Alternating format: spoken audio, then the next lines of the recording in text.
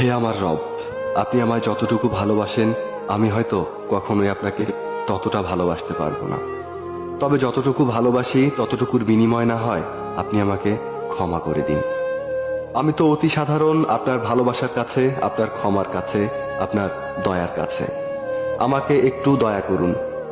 আমি জান্নাত চাই না, আমি আপনার নৈকট্য চাই, আমি আপনাকে চাই। আমি আপনাকে এমনভাবে ভালোবাসতে চাই যেভাবে ভালোবাসলে আপনি আমার উপর সন্তুষ্ট হয়ে যাবেন। আমি জানি আপনার রহমত ব্যতীত আপনাকে পরিপূর্ণ ভালোবাসা সম্ভব নয়। তাই আমার উপর বর্ষণ করুন আপনার রহমতের বারিধারা।